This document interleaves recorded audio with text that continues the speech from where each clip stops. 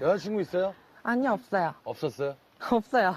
없었어요? 아니, 없어요. 아, 있었는데. 아니, 없어요, 그냥.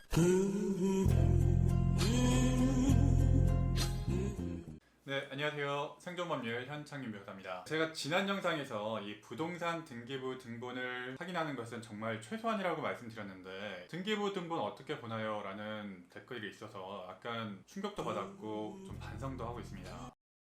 사실 이런 등기부 등본 보는 법 이런 게 살아가면서 정말 필요한 건데 어쩌면 국영수보다 더 중요한 걸 수도 있는데 사실 어디 가서도 가르쳐주지 않잖아요. 자취방 계약도 스스로 못하시면서 이 사회에서 살아남기가 쉽지 않겠죠. 그래서 저라도 좀 더 쉽게 여러분에게 정말 필요한 법들을 좀 더 많이 차근차근 설명해 줘야 되겠다라는 다짐도 하고 반성도 좀 하고 있습니다. 앞으로 더 많이 더 쉽게 좀 재미있게 좀 알려드릴게요. 오늘은 정말 여러분들이 상식적으로 알아두셔야 될 이 등기부 등본 보는 법입니다. 구독과 좋아요 잊지 마시고 이 등기부 등본 발급받는 법 두 가지가 있죠. 온라인, 오프라인.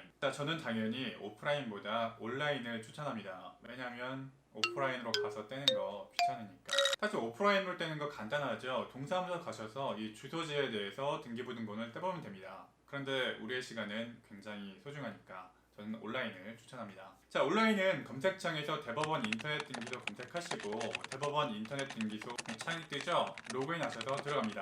자, 등기부 등본 발급하기 누르고 들어가면 자, 이런 창이 뜹니다.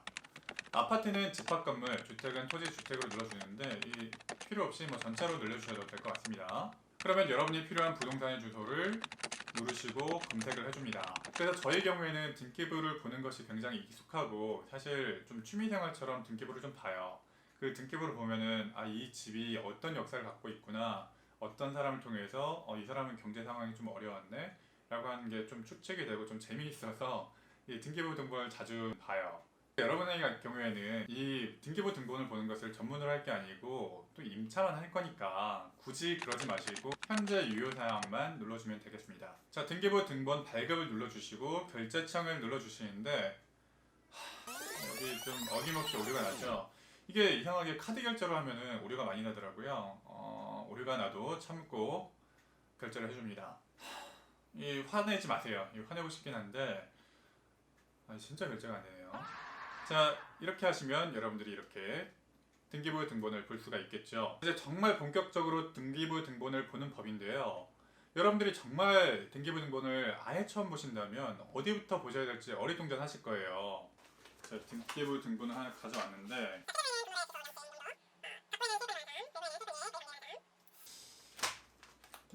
여러분에게 이런 게 필요할까요? 자, 여러분, 이런 거 여러분은 필요 없잖아요. 여러분이 체크하셔야 될 사항 딱 3가지만 제가 짚어드릴게요. 가장 빈번하게 문제가 발생하는 부분에 대해서 제가 꼭 찝어드리겠습니다. 오늘 제가 말씀드리는 정도만 확인하시면 여기 부동산 등기부 등본 좀 보시는 분이구나 라는 인상을 좀 주실 수가 있을 거예요. 자, 팁 첫 번째. 만약에 여러분이 이 직접 부동산 등기부 등본을 떼보는 것이 아니고 소유자라든지 부동산에서 등기부 등본을 떼어준 거라면 오늘 날짜에 등기부 등본인지를 꼭 확인하셔야 됩니다. 간혹 가다가 어제 대출받고 오늘 계약하면서 근저당권을 마구 설정해 놓는 경우가 있어요. 그러면은 임차인은 예상치 못한 손해를 볼 수가 있죠. 얼마 전에 모아둔 돈 1억 8천만 원 다 날렸다, 이런 내용이 다 이런 내용이었어요. 자, 우선 표제부는 여러분이 보시기 힘든 내용이 많을 거예요. 이 부분은 보시고 동 호수만 우선 확인하세요. 여러분 계약하시는 호수가 맞는지 잘못 기재되어 있으면 이 보호가 안 되는 부분이 있어요. 우리나라 임대차 보호법상 이 동 호수가 명확하게 기재가 되어 있어야 이 법상의 보호를 받을 수가 있거든요. 그러니까 동 호수는 반드시 체크를 하자. 그리고 대학가 원룸의 자취방을 구하는 경우에는요, 특히 방을 쪼개서 임대를 놓는 경우가 굉장히 많아요. 이 방 쪼개기라고 하는데, 그러면 여러분이 우선 변제권이나 초우선 변제권 이거 확보하는데 문제가 생길 수 있어요. 여러분들 최우선 변제권이라고 이 소액의 보증금의 경우에는 최선 순위로 점프시켜서 제일 먼저 변제받을 수 있게 해주는 장치가 있어요. 혹시 여러분들 계약한 집에 등기부상 호수에 비해서 집이 너무 좁지 않은지 그런 점을 좀 체크하시면 좋을 것 같습니다. 그리고 한 가지만 더 체크를 하자면 이 용도 부분에서 이 공인중개사에게 물어보세요. 여기가 근린생활인지 주택인지 아파트인지 빌라인지. 특히 용도에 따라서 이 전세자금 대출을 받거나 나중에 전세 보증금 이 보호를 받는데 약간 차이가 생길 수가 있어요. 그래서 그 차이에 대해서 구체적으로 설명을 드리기가 좀 힘든 부분이 있는데 일단은 이런 부분은 공인중개사에게 명확하게 좀 물어보시라. 자, 그 다음으로 넘어와서 이 갑구입니다. 이 갑구에는요, 이 소유권에 관한 사항이 기재가 되어 있어요. 그래서 여기서는 현재 소유자를 우선 확인하시면 됩니다. 만약에 말소 사항을 포함시켜서 발급을 받으셨다면 등기부는 옛날 사항이 앞에 나오고 현재에 가까울수록 뒤에 있어요. 그러니까 맨 뒤에 있는 소유자를 보시면 현재의 소유자가 확인이 되겠죠. 이 계약서에 기재된 임대인과 이 집 소유자가 일치하는지 그 부분을 우선 확인하셔야 되고요. 최근에 문제가 됐었던 안산이나 평택 전세금 사기에서 이 소유자가 아닌 사람을 소유자라고 하면서 사기 행각을 벌였던 사례가 있었어요. 이 소유자를 명확히 확인할 수 있는 몇 가지 방법이 있긴 한데 여러분들에게 너무 어렵게 느껴질 수 있으니까 이 부분도 따로 영상으로 설명을 드리도록 하겠습니다. 자, 놀랍지 않습니까? 이 소유자라고 가짜 연기자를 세워서 임대인이라고 해서 중간에 사기쳤던 사례가 있었어요. 놀랍지 않습니까, 여러분? 자, 여러분들 사기꾼들은요, 여러분들 발 뻗고 누워있는 이 순간에도 여러분들을 사기치기 위해서 달려들고 있습니다. 또 갑구에서 주의하실 점이요, 이 압류나 가압류가 여기 갑구에 표시가 돼요. 그리고 경매가 되어 있는지, 이 경매 기입 등기도 여기 갑구에 표시되는데, 이 가압류다 뭐 경매다 이런 얘기 하니까 머리 아프시겠지만 그냥 이런 거 있으면 위험한 데다 웬만하면은 하지 마시라, 그냥 그렇게 알고 있으면 될 것 같아요. 그래서 왜 이런 등기가 있게 됐는지, 가압류, 압류, 뭐 경매가 왜 진행되고 있는지에 대해서 특별한 설명이 없으면 그냥 돌아서시고 계약하지 마세요. 안녕히 계세요, 여러분.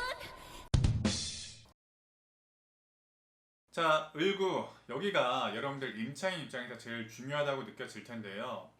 여기에 근저당권이라고 이 담보가 되는, 쉽게 말해서 이 임대인이 빚이 얼마나 있냐, 이 부분이 여기에 나와 있습니다. 이 근저당권이라는 것은 쉽게 말씀드리면 임대인이 이 집으로 얼마의 빚을 졌냐, 그래서 여러분들보다 먼저 돈을 받아간 사람이 누구고 얼마나 받아가냐, 이 내용이 여기 나와 있어요. 제가 근저당권과 이 여러분들 보증금의 합산이 60%가 넘어가고 80%, 90%가 넘어가면 위험군 주택이라고 말씀을 드렸죠. 그 근저당권을 바로 여기서 확인할 수가 있는 거예요. 그리고 혹시 임차권 등기명령 이게 있는지 확인을 하셔야 돼요. 자, 이게 있으면요, 그냥 여러분들 여러 가지 생각하지 마시고 그냥 돌아서세요. 이 부동산에서 그냥 자리를 박차고 나오시면 됩니다. 안녕히 계세요, 여러분.